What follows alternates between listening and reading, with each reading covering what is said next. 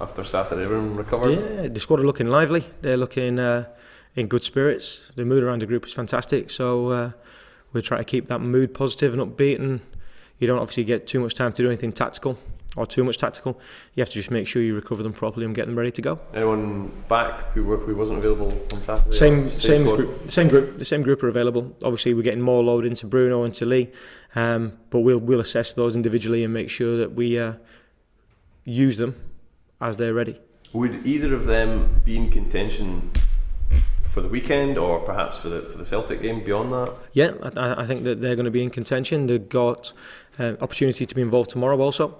But we're looking at the right time to put them in, and also looking at the group that are playing, making sure that we don't disrupt things that are going well. We have to pick the right time to utilise the whole squad.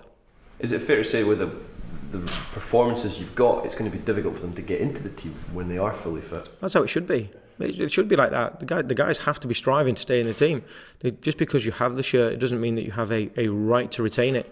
You have to perform. You have to perform at the right level to hold on to the shirt, because we've got a squad of players that are desperate to be involved, a squad of players that are snapping at their heels, and I think that for a manager is the best scenario of all. You've got people who are hungry and desperate to get into the team, and you've got people who are hungry and desperate to stay in the team. So for me, that's the best of both things. When it comes to the likes of Bruno, obviously people are expecting that him being fit again, he might come back in, but does he have to be patient? You know, the way that David Bates and Russell Martin are playing right now? Everyone in the squad has to be patient. Everyone in the squad has to bring positive energy to the group, and Bruno's done that. He trains phenomenally well. As I've said before, I think many times, he's a consummate professional. He's there for his teammates, and he understands, because of his experience, that we have to pick a team to go and win a game, and that's all it is. It's not to do with reputation, it's to do with getting the people on the pitch who are performing, and the guys at the moment are doing that. He's obviously got a big game at the end of the season with the World Cup. Is that been something that he's mentioned to you in order to make sure he's I know. Let's be honest. He's a top performer playing for the European champions. He wants to be involved in as many games as possible to make sure that at the end of the season he's fit and ready to go. So I understand that, I recognise that, and it's up to my job. It is my job to make sure that he's in perfect condition for us, and also perfect condition for his commitment to the end of the season. But my thought, as always, is only to try and go and win the game. I suppose it is a nice situation to find yourself in. You've got these plethora of choices, and I suppose across the pitch as well. Well, I think the surprising thing for me is the performance level of David Bates. You bring him in against Celtic because we trust him, because we understand the work that he puts in every day, because we understand the improvements that he's made, and he's performing at a level. Is he the finished article? No, not yet. But he's doing things that I like. He's doing things that are improving and getting better. And I think that he needs to see from me a degree of trust and a degree of respect for what he's done. I still think there's more to come from him.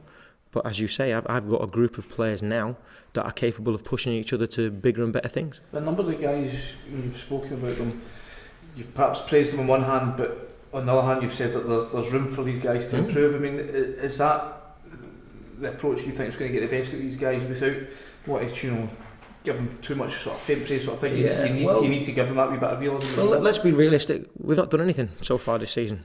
We've performed well in some games. That's all. We need to carry on. We need to sustain. We need to get better than we are. If we're going to close the gap, if we're going to push on, if we're going to have a positive end to the season, we need to get better. As nice as some of the aspects have been, there'll be no patting people on the back because we'll have achieved nothing. What we want to do is elevate our level. And that's just not just me as a manager, that's the entire squad. We want to get better. We want to push on. We want to improve. And that's the mindset this group currently have, which is a fantastic thing to see. There's 10 games left. There's 9. The gap is 9 points. Do you think you can close it? Until it's mathematically impossible, we have to keep on pushing on. But as I've said all the way through, all we can do is keep aiming high and keep making sure our performance level is right. If people slip up, they slip up. But we can't actually count on anything going our way. What we have to do is make our own luck and make sure our performance level is commensurate to the task. And the task at hand is to go and win a game tomorrow. So we have to make sure all of our energies are focused on that. Do you feel that your team is now in a role whereby they can produce a string of results that can put the pressure on Celtic? I believe we have the capacity to trouble any team in the country. That's all I will say, because belief, talking about it, saying that we're going to do this, do that, means absolutely nothing unless you go and back it up. So I believe we've got a squad and a team that's capable on any given day of going out and beating our opponent. What we have to make sure that we do is not get too carried away. We have to make sure we take care of our business, and the business that we have is a very, very tough game against an organised opponent who beat us last time we played them. So we need to make sure we're ready for that challenge and that challenge only. And if it puts us in a better position, a more positive position, that's all we can really look to do. How would you characterise the belief levels in the group? They're good. I was particularly pleased at the weekend with the guys not getting frustrated when Hearts had a little spell in the game where they were frustrating us and keeping the ball a little bit. They still kept believing, they still kept moving the ball. Even when people at Ibrox were wanting us to do better and score lots and lots of goals, they still did the right things. And it takes a little bit of bravery and a little bit of belief to go and play in that environment. So I'm pleased for them. I do think, though, if we'd have got the second goal earlier, it would have alleviated a lot of frustration amongst the fans and a little bit of tension for us.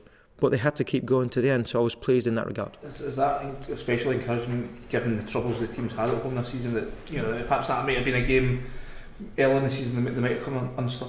Yeah, I think Ibrox is a difficult place to play. It is. There's no getting away from it. There's 50,000 people there, desperate for us to do well, expecting us to do well. People aren't just going to come here and roll over. We have to go and put performance on, and sometimes we have to be more patient than we would like. Sometimes we have to wait until the 88th minute for that second goal, or even the first goal. We have to understand that. And when that pressure comes from external, when it comes from things not particularly going as we would like, we have to be brave enough to stand up and say, fine, give me the ball. I'm still a good footballer. I still want the ball. I'm going to demand the ball from my teammate. And the pleasing aspect for me was we had lots of people on the pitch doing that. Do you still think or do you think that you're a team that's better suited to playing away from home with the pace you've got in the forward areas, the threat you carry in the counter-attack? I don't think it matters. I think that any opponent that you're getting put up against, you have to find a way to go and beat them. So better suited to being away, playing on the counter-attack. They're all just different aspects of a football match. So the football matches are there for us to go and win, regardless of whether we can do counter-attacking really well or whether we can be more patient in our build-up. We have to find a way to win. And pleasingly, we're looking as though we have more attributes and more assets to help us go and do that now. Well, that result against St Johnstone last time out, if they spur the players on to get a bit of revenge tomorrow night? It's not about revenge. We congratulate them. They came and did a job on us at Ibrox. We want to go and do a job on them because we want to continue our evolution as a team. We want to continue improving. We want to continue to actually push on and finish the season on a high. And the only way we can do that is to embrace the challenge and go and put in a really, really good performance. We know we have the quality in the squad to go and get a win. But as I've said, it's about performance level now and making sure we come back with a positive result. What sort of threat do you expect from them tomorrow night? Well, I've just shown them the goals that we conceded at Ibrox, so we know how structured they are. We know where they produce a threat from.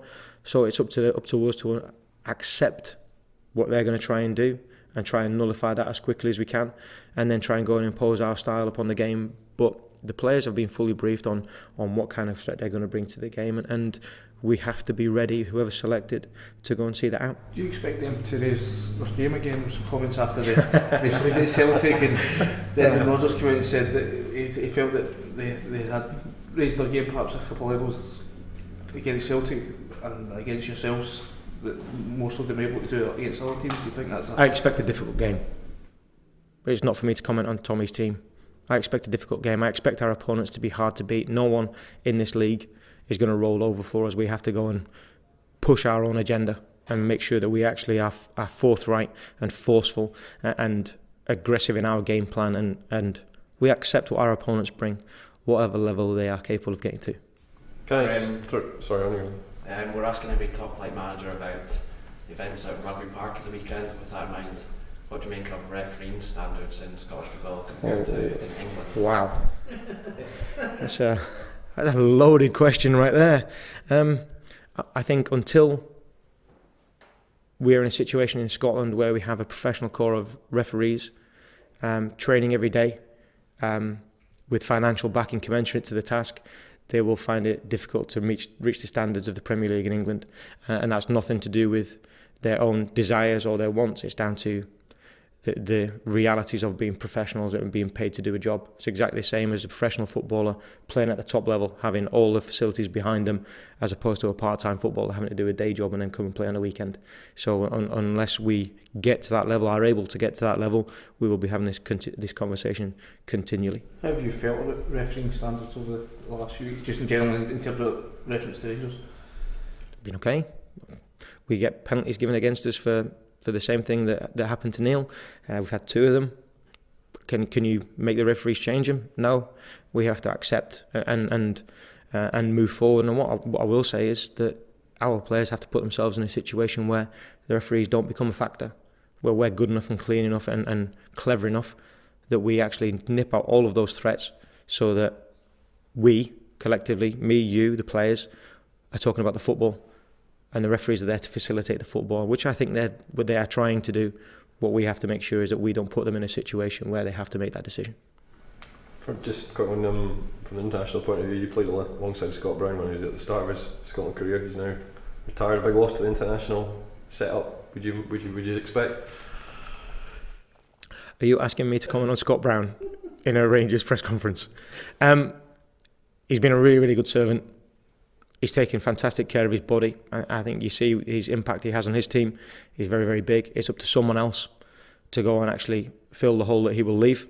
But it's an opportunity, possibly for some of our players, to go and step up and make a midfield role their own. So I would thank him as a Scotland fan for his work. But there's an opportunity to move forward now with a group of players that are working with a new manager to try and go and stake a claim and play in his